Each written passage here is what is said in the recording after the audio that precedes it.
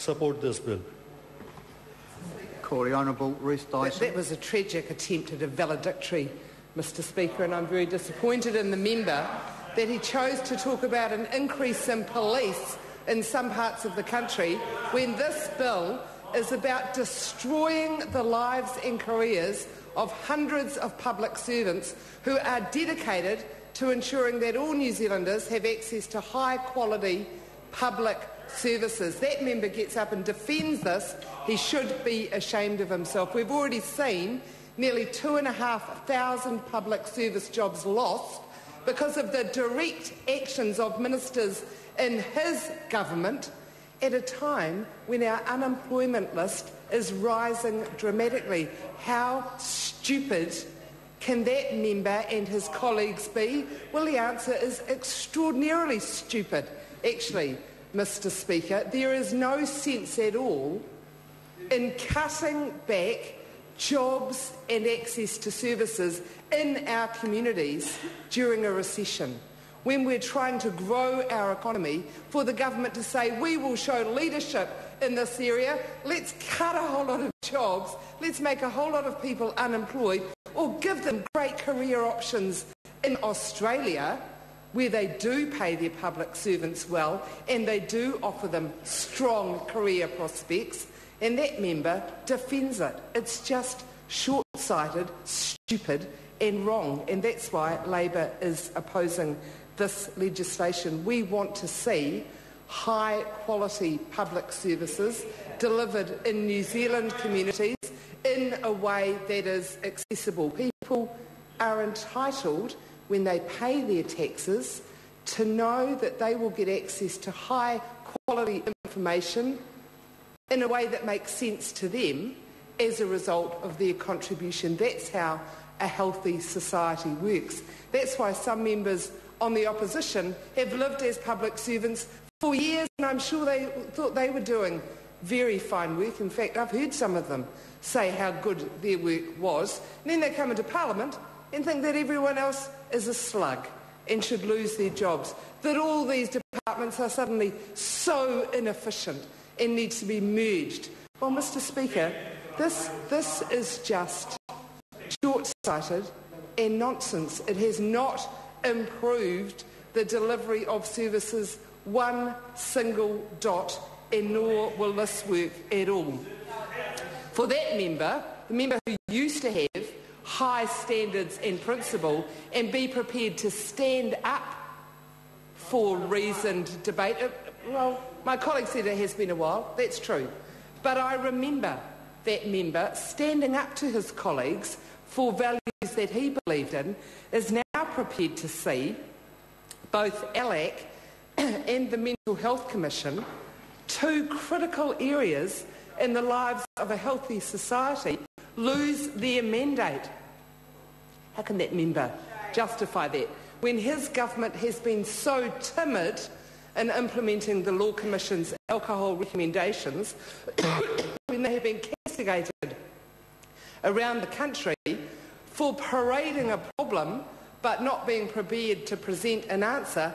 They are now taking away our country's #1 alcohol watchdog. The group that has been empowered to lead this debate is now being gutted. And the current member, soon to give a valedictory for Rangitata, who has been paraded in her hometowns for not fronting up to public meetings on this very issue, is prepared to back it as well. She'll go in with her hand up on the vote for this legislation, and the same with the Mental Health Commission.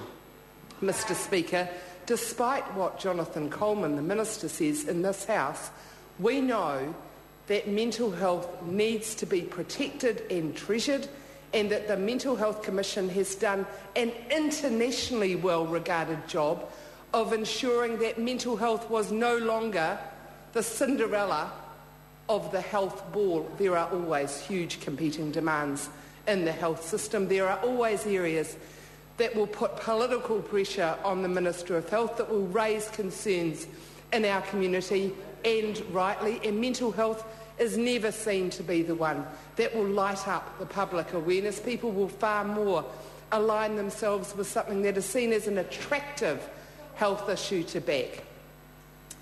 Mental health must be one that the whole of Parliament continues to give priority to. I've never been as proud of two women of opposing parties as I have been when I saw what the Right Honourable Jenny Shipley and the Right Honourable Helen Clark, from completely different sides of the political spectrum, but I have never been more proud of two women than I was of them when I saw how they both put mental health as a priority within our health system. Their record of that should be continued to be admired, but instead we're seeing Tony Ryle say mental health, we've finished the work. Mr Speaker, the work will never be finished. Having that focus undermined and rejecting the value of the Mental Health Commission, I think, is just wrong. Mr Speaker, the other spin that the Minister has quite unsuccessfully put on this story is that we are cutting backroom services and increasing frontline services. But we can see up and down the country where in health, in inland revenue, and most recently in conservation, where frontline services, particularly in provincial towns, have been destroyed. I have yet to hear the Member of Parliament for Wanganui or Napier or Tukituki or Wairarapa stand up for their communities anywhere. They could come into here under parliamentary privilege and say, I think the Minister got it wrong in my town. They might get away with it. They're probably so scared that they'd be placed low on the list, having been rejected by their community as being a total waste of space because they never stand up for their community. They should just come into this House, at least go out on a proud note, at least be seen to stand for something. But none of those members of Parliament have ever raised concerns in this House during any debate about the direct loss of their constituents' access to services. You can't get more frontline than a local tax office, the local office of IRD, where people used to be able to go in with their concerns, not have to be put on a 0800 call centre, wait for an hour and put in a whole lot of numbers. Get into your local office of IRD. Those services have gone. They were frontline. Not one national Member of Parliament stood up and said my constituents deserve access to services, and what's more, my constituents want to keep their jobs. They've been doing those jobs well for years and they should continue to do them. Mr Speaker, we know that frontline services are being reduced and not bolstered. We have lost in the Department of Conservation just in the last sitting week. I challenged the Minister of Conservation, the current Minister, why were the scientists who were doing the work on the protection and management regime of the North Island kiwi, why were they losing their jobs? And the Minister came back with an extraordinary answer. She said that I should be aware that Genesis had recently fronted up with some money to better support the blue duck. Well, that was extraordinary news, Mr Speaker. That was very interesting. Of course, everyone in the House already knew about it because it had been in the paper. But actually, Genesis supporting the blue duck, good though it may be, does nothing to help the scientists who are doing the protection and management program of the endangered North Island kiwi, and those scientists are losing their jobs. New Zealand prides itself on our regard for our endangered species, so we should. Various parties leading government have said we need to commit ourselves to ensuring that New Zealand doesn't rank highly in the list of nations that have got rid of a whole lot of species. We put some energy and effort into protecting those species. What does this Minister of Conservation do? Scientists just flick them off. Not important.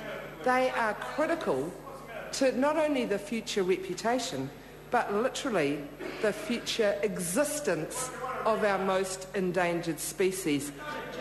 Mr Speaker, what this legislation shows most of all is that John Key and Tony Ryle are out of touch with New Zealand communities who know that they want and value public services that are accessible in their community. Labor opposes the first Sorry reading to interrupt of the honourable member. No good Her case time has been made expired. for the station Order. of public services. Order. Mr Speaker. Ko Rahuri Kātani. Mr Speaker, thank